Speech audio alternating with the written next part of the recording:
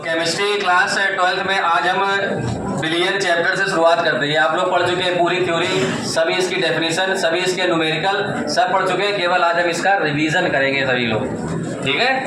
तो रिवीजन करेंगे। रिवीजन में केवल हमें कुछ न्यूमेरिकल आपको बताने हैं ताकि आपको ये पूरा चैप्टर एक बार फिर से एकदम बिल्कुल रिवाइज हो जाए। आपका जो भी आप कुछ भूल रहे हैं थोड़ा बहुत तो थोड़ा आपको याद हो जाए। पहला न्यूमेरिकल हम बोर्ड पर लिख देते हैं। सोडियम कार्बोनेट के 0.2 m बिलियन के सोडियम कार्बोनेट Na2CO3 के 0.2 m बिलियन के 500 मिलीलीटर के लिए आवश्यक मात्रा 500 मिलीलीटर के लिए आवश्यक मात्रा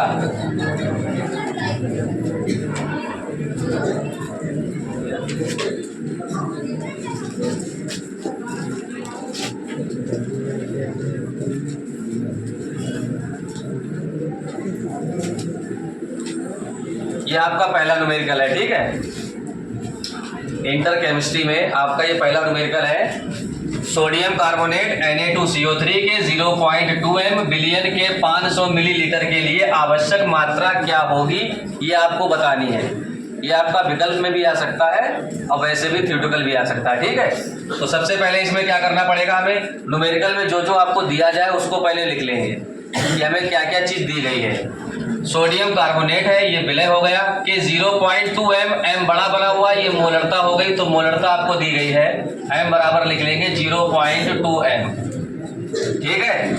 बिलियन के 500 मिलीलीटर, ये हो गया आयतन। आयतन का ही मात्रक होता है मिलीलीटर या लीटर, ठीक है। तो आयतन बिलियन का होगा, Bs बराबर लिख लेंगे हम 500 मिलीलीटर, ठीक है ना।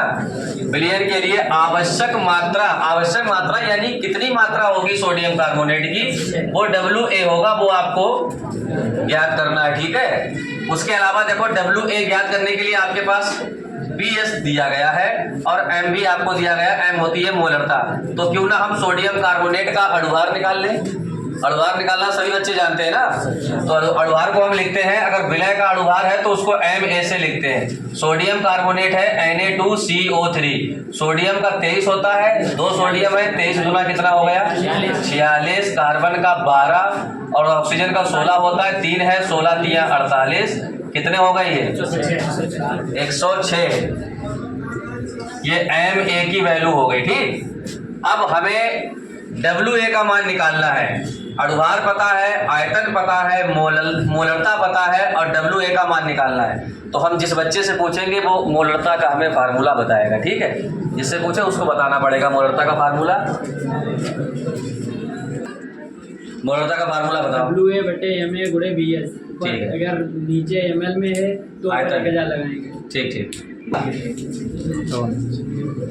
मोलरता बराबर फार्मूला होता है WA बटे MA गुणे BS। अभिषेक ने ये बताया आपको कि अगर आयतन ये BS है, अगर ये मिलीलीटर में है तो ऊपर आप 1000 लगाएंगे और अगर आयतन लीटर में है तो ऊपर 1000 नहीं लगाएंगे। यहाँ पर देख लीजिए आयतन मिलीलीटर में है तो यहाँ पर हमें ऊपर 1000 लगाना होगा। हमें मान किसका निकालना है, WA यानी मात्रा निकालनी है। तो इसके बटे में 1 मानकर इनकी क्रॉस मल्टीप्लाई कर लेंगे। तो WA की गुणा 1 से करोगे तो WA बराबर क्या आएगा, M की गुणा इन तीनों से होगी, M गुणा MA गुणे BS और जो संख्या इसके गुणे में थी वो कहाँ आ जाएगी, अब बटे में आ जाएगी, ठीक है। मोलरता कितनी दी गई है 0.2 और अणुभार कितना है, अणुभार है 106 और VS की वैल्यू कितनी दी गई है, VS की वैल्यू है 500 मिलीलीटर। इसी प्रकार से बटे में 1000, ठीक है। पॉइंट से पॉइंट काटेंगे, नीचे एक 0 बढ़ जाएगा, ठीक। आप 2 0 से ये 2 0 काट सकते हैं, ठीक। आप 5 से इसको भाग भी कर सकते हैं, 5 दूना 10 हो जाएंगे, ठीक। 2 से और काट लो, सॉरी 5 दूना 10 20 बचे। यहाँ पर कितना बचेगा, 10 बचेगा। अब 10 आए, ऊपर कितने हैं 106 बटे में 10, तो एक संख्या के बाद दशमलव लगा देंगे तो 10.6। ये WA की वैल्यू है, ये मात्रा ग्राम में आएगी। अब अगला न्यूमेरिकल है 100 ग्राम विलायक। 100 ग्राम विलायक में विलय का 1/10 मोल घुला है, ठीक है। विलयन की मोललता ज्ञात करिए। इससे पहले जो न्यूमेरिकल था उसमें मोलरता थी, इसमें है मोललता। मोललता पूछी गई है आपसे कि इसमें आपको मोललता निकालनी है। विलायक जो है उसका भार दिया गया है 100 ग्राम और जो विलय है वो 1/10 मोल, यानी ये n की वैल्यू दी गई है और ये आपको WV की वैल्यू दी गई है और आपसे मोललता पूछी गई है। मोललता को आप स्मॉल m से भी लिख सकते हैं या m डैश से भी लिख सकते हैं, ठीक है। अब ये सवाल लगवाएंगे हम शकील से।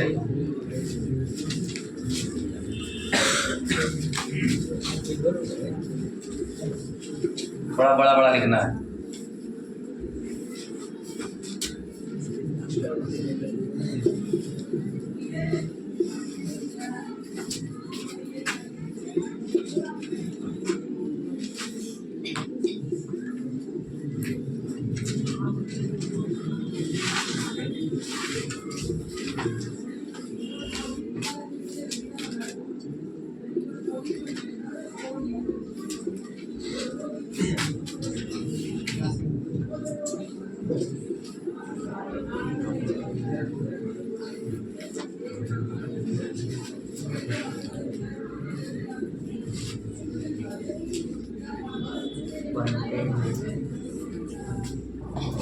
ठीक, सही है। सवाल नंबर 3 आपके सामने लिखा हुआ है, 1 बिलियन में 40 ग्राम सोडियम हाइड्रोक्साइड को 500 मिलीलीटर जल में घोला गया है। इसकी मोलरता एवं नार्मलता ज्ञात कीजिए। अब इसमें आपको दोनों ही बातें निकालनी है। इसमें आपको मोलरता भी निकालनी है और नार्मलता भी निकालनी है, ठीक है। तो सबसे पहले जो आपको दिया गया है वो क्या दिया गया है, 40 ग्राम सोडियम हाइड्रोक्साइड दिया गया है, 500 मिलीलीटर ये सोडियम हाइड्रोक्साइड का भार है, यानी ये आपको WA दिया गया है। और जो 500 मिलीलीटर है ये आपको आयतन दिया गया है, बिलियन का आयतन, जिसको हम BS से लिखते हैं। उसके अलावा सोडियम हाइड्रोक्साइड है तो इसका अणुभार हम लगा देंगे, जिसको हम MA से लिखेंगे, वो होगा 40। हमें क्या निकालना है, इसकी मोलरता निकालनी है और नार्मलता निकालनी है, ठीक है। तो ये इसका एक बार डाटा लिख देते हैं, फिर ये किसी बच्चे से लगवाएंगे हम। तो WA बराबर हमें दिया गया है 40 ग्राम, ठीक है बच्चों। और आयतन दिया गया है हमें BS बराबर 500 मिलीलीटर, ठीक है। और NaOH का जो अणुभार होता है उसको MA से लिखते हैं, वो दिया, वो भी होता है कितना, 40। अगर आप याद करेंगे तो 40 निकल कर आएगा। मोलरता नंबर 1 आपको मोलरता ज्ञात करनी है, नार्मलता नंबर 2 आपको नार्मलता ज्ञात करनी है, ठीक है। तो ये सवाल हम लगवाएंगे आदेश से। स्टैंड आइए।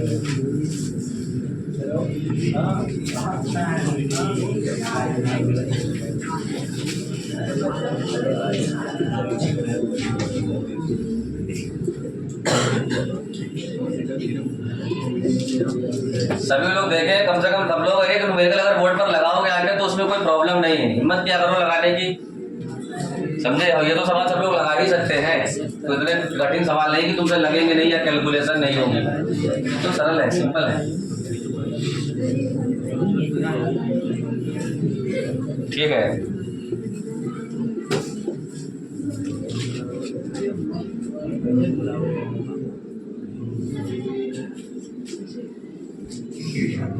अब नार्मलता ज्ञात करेंगे।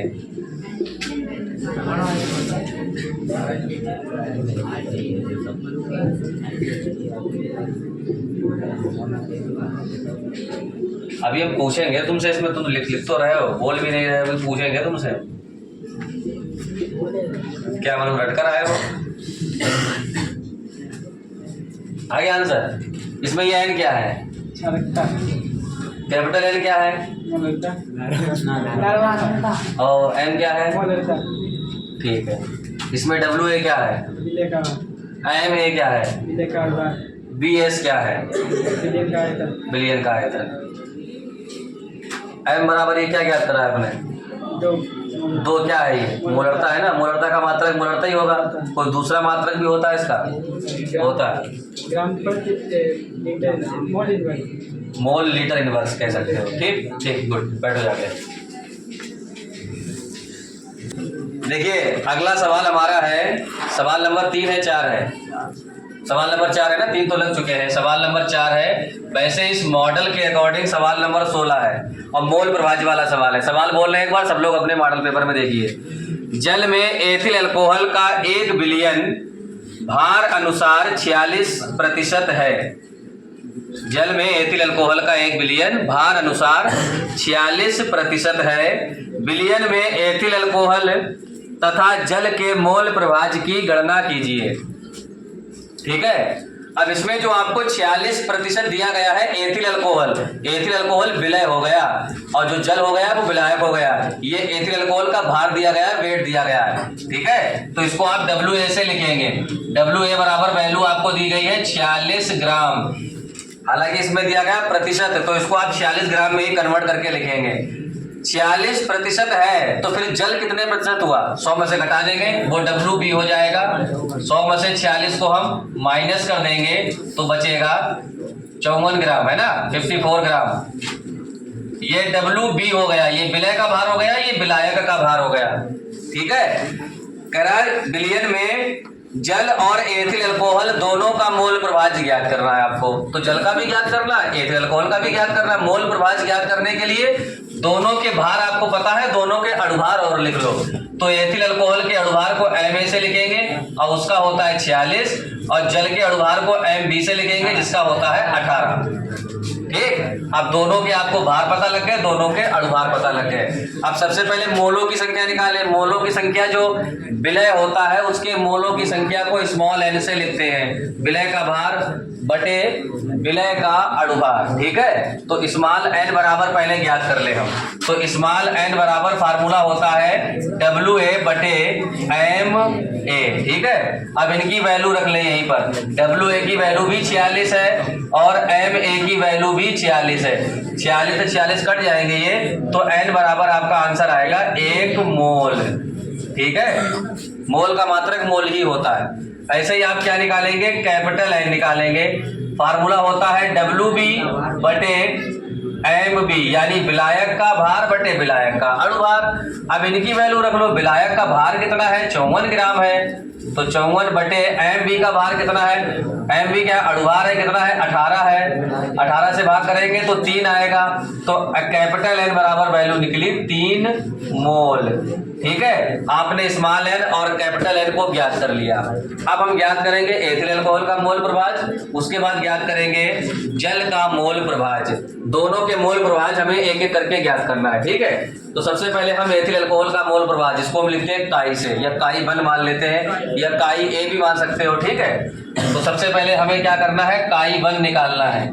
इसको x नहीं काई पढ़ा जाएगा। ठीक है, मोल प्रभाज्य को काई से लिखते हैं, स्मॉल n बटे small n plus capital N। यही तो फार्मूला होता है विलय का मोल प्रभाज्य ज्ञात करने का। स्मॉल n की वैल्यू आपने 1 निकाली है, 1 प्लस 3 यानी 1 बटे 4 का मतलब हो गया 0.25। ये काई 1। अब इसका कोई मात्रक नहीं होता है, आप कोई मात्रक नहीं लिखेंगे, सोचेंगे जैसे यहाँ पर आपने देखा मोल का मात्रक मोल हो गया। ठीक है, और WA भार है, भार का मात्रक ग्राम हो गया, मोलरता का मात्रक मोलरता हो गया, नॉर्मलता का नॉर्मलता हो गया, लेकिन मोल प्रभाज्य का कोई मात्रक नहीं होता है। ठीक है, अब यहाँ पर काई 1 आपने निकाला, काई 1 का मान जो भी निकल कर आए हमेशा याद रखेंगे, काई 1 का मान 1 से कम निकल कर आता है, 1 से कम ही होगा। 0.25 हो सकता है, 0.20 हो सकता है, 0.33 हो सकता है, 0.67 हो सकता है, 1 से कम ही निकल कर आता है काई 1 का मान। तो काई 2 का जब मान निकालोगे तो जो 1 का मान निकल कर आया है उसको 1 से घटा देंगे हम। तो काई 2 बराबर फार्मूला बन जाएगा 1 माइनस काई 1। ये फार्मूला लगाएंगे आप तो काई 2 का मान भी आप ज्ञात कर सकते हैं। 1 ऐसे ही, काई 1 का मान कितना है 0.25, 1 में से 0.25 को आप घटाएंगे तो 0.75। ठीक है, ये आपका आंसर आएगा। सवाल नंबर अगला है 5 है, ग्लूकोज के 12 ग्राम को 100 ग्राम जल में घोला गया। ठीक है, ग्लूकोज है, ग्लूकोज के 12 ग्राम को 100 ग्राम जल में घोला गया। इस विलयन का क्वथनांक 100.34 डिग्री सेल्सियस है, या यूं कह दो इस विलयन का क्वथनांक 100.34 डिग्री सेल्सियस है। जल के लिए केबी होता है मोलल उन्नयन स्थिरांक। केवी के मान की गणना कीजिए, ये आपको ज्ञात करना है। ठीक है, सवाल हम इसलिए पढ़कर लिख रहे हैं ताकि लिख नहीं रहे क्योंकि टाइम ज़्यादा लग रहा है उसमें। हम सवाल बोल रहे हैं, आप लोग अपने आप पढ़ लीजिएगा, अपने मॉडल पेपर में देख लें, अपनी बुक में देख लें। ठीक है, अगर किसी के पास नहीं है तो इसीलिए हमने पूरा सवाल पढ़ भी दिया, आप लोग लिख भी सकते हैं। ग्लूकोज के 12 ग्राम को 100 ग्राम जल में घोला गया है। इस विलयन का क्वथनांक 100.34 डिग्री सेल्सियस है। जल के लिए मोलल उन्नयन स्थिरांक का मान ज्ञात कीजिए। तो सबसे पहले ये देख लो क्या क्या आपको दिया गया, डाटा लिख लो। ठीक है, न्यूमेरिकल का सबसे पहले डाटा लिखते हैं, डाटा बिल्कुल सही सही लिखा होना चाहिए। ग्लूकोज है इसका 12 ग्राम, तो ग्लूकोज यानी विलय हुआ, जो 12 ग्राम दिया गया है वो WA होगा। ठीक है, तो WA बराबर आपको दिया गया है 12 ग्राम। ठीक है, इसको कितने में घोलना है आप? 100 ग्राम जल में। जल हमेशा हमारा विलायक का ही काम करता है। ठीक, वो WB हो जाएगा। कितना दिया गया है? 100 ग्राम। ठीक है, इस विलयन का क्वथनांक, अब क्वथनांक जो होता है विलयन का क्वथनांक, इस विलयन का क्वथनांक कह रहा है 100.34। इसको लिखेंगे डेल्टा टी बी से, हम डेल्टा टी सफिक्स में बी। ठीक है, ये कितना दिया गया है? 100.34। अगर इसको आप ऐसे ना लिखें तो इसको आप ऐसे भी लिख सकते हैं, डेल्टा टीवी की जगह पर इसको हम अगर टीएस भी मान सकते हैं, क्योंकि विलयन क्वथनांक करा तो इसको आप टीएस भी मान सकते हो। लेकिन अगर क्वथनांक 100 से ज्यादा दिया हो तो तरीका क्या है? तरीका ये है कि 100 में से उसको घटा देते हैं। तो 100.34 डिग्री सेल्सियस, इसको 100 में से आपको घटाना होगा, तो कितना बचेगा? 0.34 डिग्री सेल्सियस। ये डेल्टा टीवी का मान है। इसको अगर आप ऐसे लिख लें तब भी ठीक है, चाहो तो इसको तुम ऐसे भी लिख सकते हो। टीएस बराबर आपको दिया गया है 100.34 डिग्री सेल्सियस, और टी होता है विलायक, इसको आप 100 मान सकते हैं। तो डेल्टा टीवी बराबर फार्मूला होता है टीएस माइनस टी। अब टीएस की वैल्यू कितनी है? 100.34, और टी की वैल्यू कितनी है? 100 है, तो घटकर कितना बचेगा? 0.34। ठीक है, डिग्री सेल्सियस ऐसे भी लिख सकते हैं। ठीक है, कहीं कहो कि सर ने यहाँ पर तो डायरेक्ट लिख दिया, वैल्यू तो दी गई थी टीएस की, तो हमने डायरेक्ट क्यों लिख दिया? तो डायरेक्ट भी लिख सकते हो, वरना इस तरीके से भी आप इस डाटे को लिख सकते हो। जो विलयन का क्वथनांक होता है उसको हम टीएस से ही लिखते हैं। टी और एस का मतलब होता है सॉल्यूशन, यानी विलयन का क्वथनांक वो 100 से ज़्यादा ही होता है, और जो विलायक का होता है ये हमें 100 मानना पड़ता है। तो 100 में से जो दिया जाता है टीएस उसको घटा देते हैं, जो आएगा वो आपका डेल्टा टीवी निकल कर आएगा। ठीक, क्वथनांक। अब क्या करेंगे हम? अब इसमें पूछा क्या गया आपसे? केबी का मान पूछा गया, कह रहा विलयन के मोलल उन्नयन स्थिरांक की गणना कीजिए। तो तुम्हें क्या करना है? केबी की वैल्यू आपको ज्ञात करनी है। केबी की वैल्यू ज्ञात करने के लिए हमारे पास विलय कौन सा था? विलय था हमारे पास ग्लूकोज। ठीक है, तो ग्लूकोज के अनुभार को हम लिखते हैं एम ए से। एम ए बराबर कितना लगाएंगे हम? 180 लगाएंगे। अब इन सभी में कोई रिलेशन होता है। क्या होता है रिलेशन? कोई एक बच्चा बताए, बताओ मोनू, फार्मूला बताओ। DMA का 1000 गुणे टीवी गुणे W है, डेल्टा टीवी गुणे W, कुछ केवी गुणे W। तुम बताओ मनमोहन, देश के प्रधानमंत्री रह चुके हो यार, फिर भी फार्मूला नहीं पता है, बताओ। MA बराबर 1000 इंटू केवी।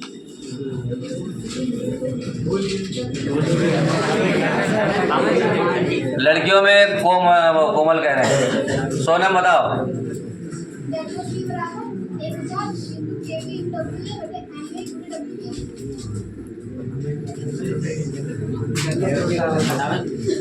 बताओ अच्छा अप्रोच। एमए बराबर 1000 गुणे केवी गुणे WA बटे डेल्टा टीवी गुणे। हाँ ये सही है फार्मूला, बैठ जाओ। फार्मूला होता है एम ए बराबर 1000 गुणे केवी WA बटे डेल्टा टीवी और WB। हमें वैल्यू निकालनी है केवी की, तो केवी को हम इस साइड में लाएंगे। ठीक है, तो 1 मानकर हम करते हैं तिरछी गुणा, क्रॉस मल्टीप्लाई। तो केवी बराबर फार्मूला क्या बनेगा? यहाँ पर लिख देते हैं हम, केवी बराबर आपका फार्मूला बन जाएगा एम ए इंटू डेल्टा टीवी उसके बाद WB अपान में 1000 आ जाएगा ये, उसके बाद WA, ठीक है।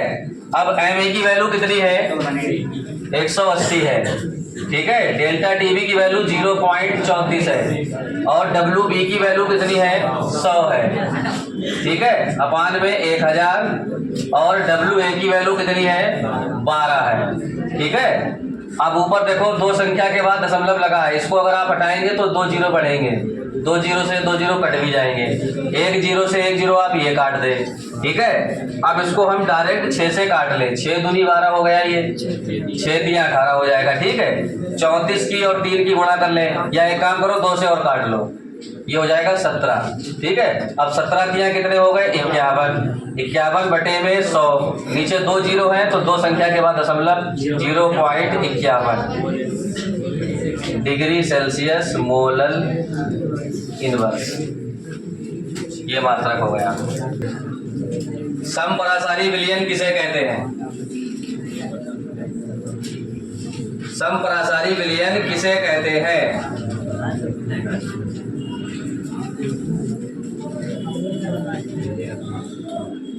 आदर्श खड़े हो जाओ। समपरासारी विलयन किसे कहते हैं बताओ? समान दाब पर जिन विलयों का परासरण दाब समान रहता है, समपरासारी विलयन कहते हैं, ठीक है। बैठ जाओ। कोमल, कोमल आइए, खड़ी हो कोमल, खड़ी हो। परासरण दाब किसे कहते हैं?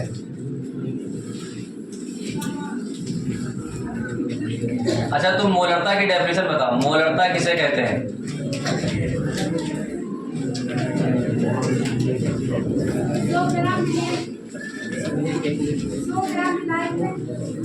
मोलरता पूछ रहे हैं, कैपिटल M। लड़कियों में और कौन बताएगा मोलरता? बताओ।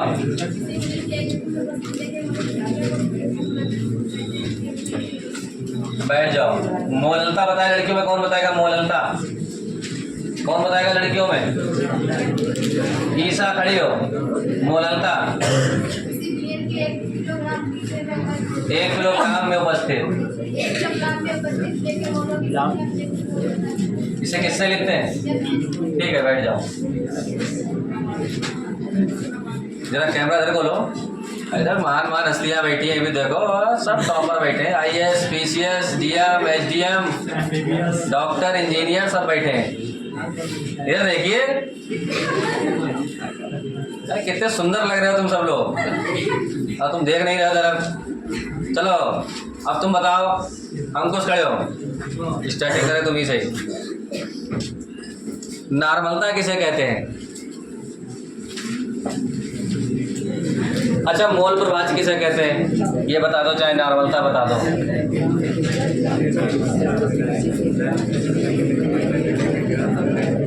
आओ, राउल्ट का नियम याद है? राउल्ट का नियम, राउल्ट का नियम याद नहीं? हेनरी का नियम। अच्छा अनुज खड़े हो, तुम बैठ जाओ। तुम्हारे सामने 3-4 हेडिंग है, राउल्ट का नियम, हेनरी का नियम, नॉर्मलता, इनमें से कुछ सुनाओगे? राउल्ट का नियम सुना दो।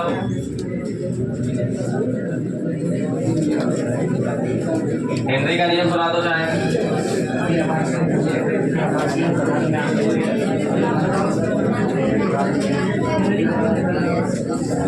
तुम सुना आकाश, राउल्ट का नियम। गलत है, फिर सुना स्टार्टिंग में। विलय के मोल प्रभाज के बराबर होगा, विलायक के नहीं। फिर सुनाओ। आपेक्षिक अपनमन, हाँ ठीक, बैठ जाओ। राउल्ट के नियम की सीमाएं, माइकल, राउल्ट के नियम की सीमाएं। क्लास के अंदर आवाज कहाँ है भाई? राउल्ट के नियम की सीमाएं नहीं जानते हो? ये नियम नंबर 1, ये नियम, बस यही सीमाएं हैं। आगे ये नियम तनु विलयनों पर लागू होता है। दूसरा सांद्र विलयन इस नियम से विचलन प्रदर्शित करते हैं। ये तक नहीं याद कर पा रहे हो, बैठ जाओ। विमल खड़े हो, तुमने इस चैप्टर में जो याद किया वो सुना दो। कुछ भी याद किया हो, कुछ तो याद होगा, कोई एक हेडिंग, कोई सूत्र बता दो अच्छा जो तुम्हें याद हो इस चैप्टर का पूरा। बराबर WA/MA/BS। BS, ये किसका सूत्र है? मोलरता का। मोलरता का मात्रा क्या होता है? मोल होता है मोल लीटर इनवर्स। गुड, बैठ जाओ। और मैथ वाले कौन? प्रांशु खड़े हो, फिर कहोगे गुरु जी ने हमसे पूछा ही नहीं। सुनाओ मोल प्रवाह।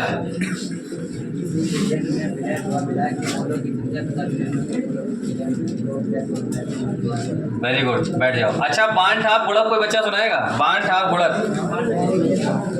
बाण ठाप गुणक किसको याद है? इसको बाण ठाप गुणक हम मान लेंगे कि हाँ उसको पूरा चैप्टर याद है। नहीं, जो भी हमने लिखाई है। किसी को याद है इधर? किसी को याद है बाण ठाप गुणक? किसी को नहीं याद? उमैर याद है? नहीं याद? चलो सुनाओ, आदेश सुनाओ। समान सांद्रता वाले विद्युत अपघट तथा विद्युत अपघट्य के संख्या गुणधर्मों की तुलना करने पर ज्ञात होता है कि विद्युत अपघट का पारस्परिकता बाद दाम में कमी हिमांक में अपने कोष्मांक में अपने विलय के विद्युत अपघट की तुलना में अधिक होता है। तो रही नहीं भाई, सब याद है? 13 में पहुंच चुकी हो। खड़े हो से जो सुनाओ अपनी बड़ी सबको इस चैप्टर में सबसे बढ़िया लगता है टॉपिक, कोई सा भी हो, चाहे भले ये लोग सुना चुके हो तो मैं सुना दो चाहे। चलो अच्छा, तुम सब पर आसानी में ये बताओ,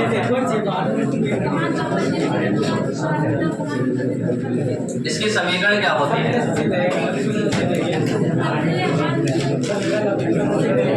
W1/M1V1। अच्छा, पराशर दाब के नियम कितने होते हैं? पराशर दाब के 2 नियम होते हैं। हाँ, पायल बांट आप नियम और चार्ल्स बांट आप नियम। इन दोनों में से कोई नियम याद है?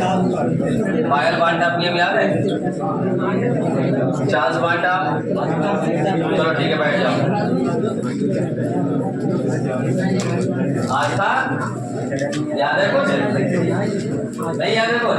तुम लोगों को कुछ याद है? तुम लोगों को कुछ याद है? सुने? अच्छा, इसलिए याद रखना खड़े हो थोड़ा। और कहीं वीडियो अपने घर में दिखाना है तो वहाँ सबसे अपने क्लास में सुना है। हाँ देखो, मैं और दिखा रहा हूँ। चलो खड़े हो जाओ। अच्छा, वो सभी पूछेंगे, कभी नहीं पूछेंगे। पहले तो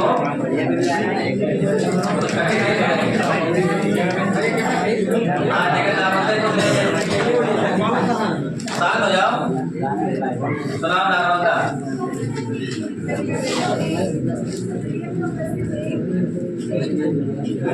किसी विलयन में उपस्थित, किसी विलयन के एक लीटर में उपस्थित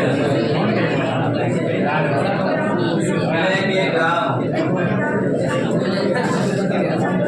नार्मलता को किससे लिखते हैं? ऐसे लिखते हैं। नार्मलता का मतलब क्या होता है?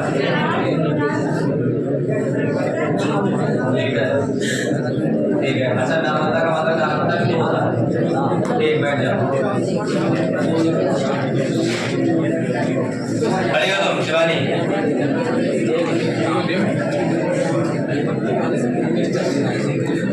विसरण और परासरण में अंतर मालूम है? हेनरी का नियम याद है? बातें मत करो भाई, क्लब सुन रहे क्लास के अंदर, तुम लोग बातें कर रहे हो, वीडियो रिकॉर्ड हो रही है, तुम लोग बातें कर रहे हो। सुनाओ, राउंड का नियम सुनाओ।